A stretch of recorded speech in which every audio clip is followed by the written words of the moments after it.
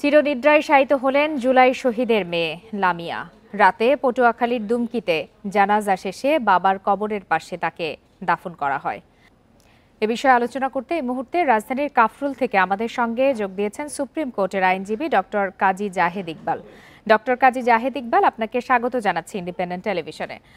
Bundle থাকলে প্রতি সেনমানিতে টাকা বাঁচবে। বিকাশ সেনমানি বান্ডেল কিনে জিতুন প্রতি লেনদেনে।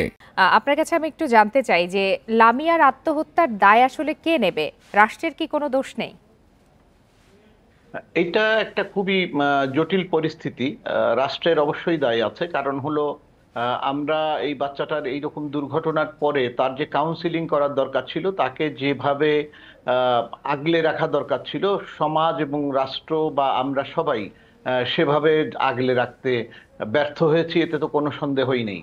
এবং একই সঙ্গে দুজন, আমি যতদূর পত্রিকায় দেখেছি যে দুজন অপরাধী ধরা পড়েছে এবং আরো কেউ কেউ কেউ এখনো ধরা পড়েনি। তো সুতরাং এইখান থেকে এক ধরনের ফ্রাস্ট্রেশন হতে পারে।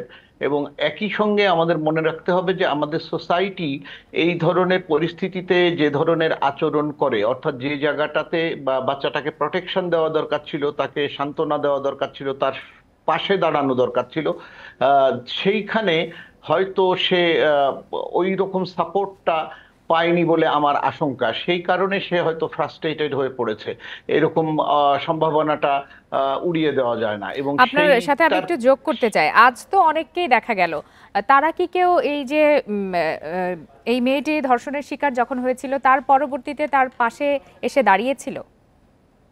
এইরকম এক্স্যাক্টলি আমি এই কথাটাই বলতে চেয়েছিলাম যে সোসাইটি, আমাদের রাজনৈতিক পরিমণ্ডল, আমাদের রাষ্ট্র, তারা সবাই যদি ওর পাশে এখন যেভাবে দেখা যাচ্ছে এভাবে তখন দাঁড়াতো, তাহলে হতে পারতো যে মেয়েটার যে ফ্রাস্ট্রেশন, সেই ফ্রাস্ট্রেশনটা আসতো না। এবং তার থেকে বড় কথা, রাষ্ট্রকে বোঝা দরকার ছিল বা আমাদের সোসাইটিকে বোঝা দরকার ছিল যে মেয়েটার হয়তো কাউন্সিলিং দরকার, তার হয়তো মানে সার্বক্ষণিক সাহস যোগানো, তাকে সঙ্গ দেওয়া, অনেকগুলা বিষয় এইটার সঙ্গে সম্পৃক্ত ছিল, যেগুলো করতে আমরা সার্বিকভাবে ব্যর্থ হয়েছি বলে মনে হয়, যে কারণে এইরকম একটা নিষ্পাপ প্রাণ চলে গেল।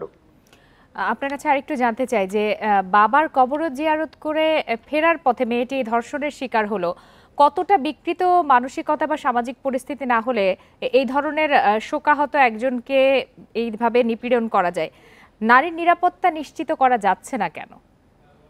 এটা একটা খুব জটিল একটা পরিস্থিতি আমাদের জন্য। তার কারণ হলো যে আমার মনে হচ্ছে যে আমাদের সোসাইটি নারীর প্রতি যে একটা বিদ্বেষমূলক আচরণ গড়ে তুলছে, অথবা যে ঘৃণা ছড়ানোর যে নানান কথাবার্তা, নানান রকম বিষয় আমরা দেখতে পাচ্ছি, সেইটার একটা আউটকাম অনেক সময় সোসাইটিতে দেখা যায়। এবং এই যে ধরনের লোকগুলো এইরকম একটা পরিস্থিতিতে একটা মানুষকে আক্রমণ করতে পারে বা তার প্রতি এরকম নিপীড়ন করতে পারে, সেই ধরনের মানুষ তো এই সোসাইটিতে তৈরি হচ্ছে। তার মানে কোথাও না কোথাও আমরা একটা রুম দিচ্ছি যেখানে এই ধরনের বিকৃত মানুষ তৈরি হচ্ছে। এবং যারা আপনি শুধু ওই রকম পরিস্থিতি না, আসলে কোনো পরিস্থিতিতেই কি কোনো নারীকে আপনি একা পেলে বা সুবিধাজনক জায়গায় পেলে এই ধরনের নিপীড়নের মূলক আচরণ করতে পারেন? এটা তো অবশ্যই করতে পারেন না। এটা তো আইনগতভাবে, নৈতিকভাবে, সামাজিকভাবে, ধর্মীয়ভাবে কোনোভাবেই এটা গ্রহণযোগ্য নয়, সমর্থনযোগ্য নয়, শাস্তিযোগ্য, রীতিমতো অপরাধ। তো সুতরাং সেই জায়গাটাতে আমরা আসলে ব্যর্থ হচ্ছি কিনা, সেইটা এই সোসাইটিকে মূল্যায়ন করতে হবে। এবং একই সঙ্গে কঠোর হস্তের নারীর প্রতি বিদ্বেষ ছড়ানোর যে আচরণ, এই আচরণটা অ্যাড্রেস করতে হবে। এটি কিন্তু একদিন দুই দিনের বিষয় না। এটি আমার মনে হয় যে এটা সার্বিকভাবে সোসাইটিকে আপনার এই ব্যাপারটার দিকে নজর দিতে হবে। শাস্তির বাস্তবায়ন হচ্ছে না, এটি একটি বড় কারণ কিনা? সেই সাথে আরেকটু জানাবেন যে জুলাই অভ্যুত্থানে শহীদের মেয়েকে এমন গ্লানি নিয়ে মরতে হলো, তাহলে পরিবর্তন কি হলো?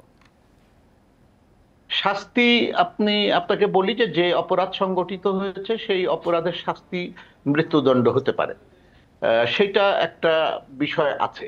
কিন্তু প্রশ্ন হলো যে আমরা কত দ্রুততার সাথে আপনার এই বিচার সম্পন্ন করতে পারছি, শাস্তি নিশ্চিত করতে পারছি। এই জায়গাটাতে আসলে আমরা দীর্ঘদিন ধরেই বলছি যে আমাদের যে বিচারিক প্রক্রিয়া, সেই বিচারিক প্রক্রিয়াতে আসলে সব সব যে কোনো মামলার বিচারই অনেক সময় লাগছে, সময় সাপেক্ষ হচ্ছে, আমাদের তদন্তে সময় লাগছে। এটার ফলে কি হচ্ছে যে ন্যায় বিচার প্রায়ই আপনার প্রতিষ্ঠা করতে সমস্যা হচ্ছে, সেই বিষয়টা আছে। এবং একই সঙ্গে একজন মানে বিপ্লবে জীবনদানকারী মানুষের পরিবারের একজন সদস্য এই ধরনের ঘটনার শিকার হলেন, এটা নিন্দনীয় শুধু নয়, নিন্দনীয় তো অবশ্যই, একই সঙ্গে দুঃখজনকভাবে আমাদের সোসাইটির, রাষ্ট্রের, আমরা যারা এই মুক্ত পরিবেশ অর্জন করেছি তাদের জীবনের বিনিময়ে তাদের সবার জন্য একটা সার্বিক ব্যর্থতার চিত্র।